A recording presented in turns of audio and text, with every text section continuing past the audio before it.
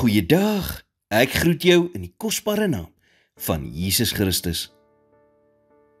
Ons lees in Numeri 13 van Moses, wat die 12 spioene uitgestuur het om die beloofde land te verken. Vers 23 sê, daarop het hulle tot by die dal Eskol gekom, en daar 'n rank met 1 tros druiwe afgesny, en 2 het dit aan 'n draagstuk gedra, ook van die granate en van die vye. Na 40 dae het hulle teruggekom, en 10 van die spioene het gesê in vers 28, maar die volk wat in die land woon is sterk, en die stede is versterk en baie groot, en ons het daar ook die kinders van die Enakiete gesien.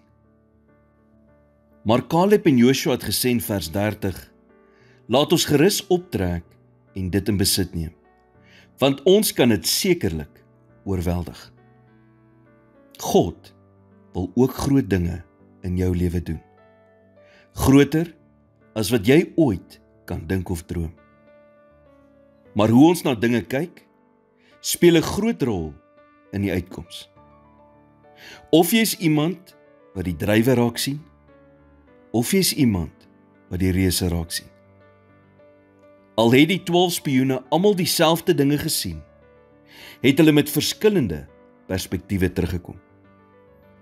Joshua en Caleb het optimisties en opgewonde teruggekom oor dit wat gaan kom. Maar die ander 10 spioene het teruggekom en gekla. Hulle het nie die druiwe gesien nie. Hulle het net die reuse gesien. Hulle het hulself as slagoffers gesien, maar Joshua en Caleb het hulle self as oorwinnaars gesien. Jou woordeskat vertel of jy die druiwe of die reuse in jou lewe raak sien. Sê jy woorde soos, ek kan nie, dis nie moontlik nie, niks goeds gebeur ooit met my nie? Wat sê jy oor jou toekoms? Want om net oor die reuse te praat, is aansteeklik. Watter denkwyses gee jy oor aan jou kinders?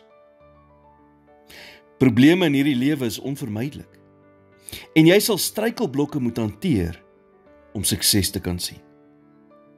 Maar God het seëninge van druiwe vir jou, as jy bereid is om die reuse te trotseer.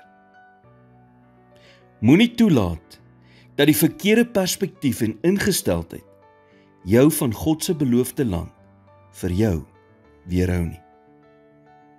Here, vandag word ek stil voor U, en ek vra dat U my oë sal oopmaak, om nie die probleme in my lewe as struikelblokke te sien nie, maar as geleenthede vir groei. Help my om altyd te sien hoe U hand in my lewe aan die werk is. In Jesus naam bid ek dit. Amen.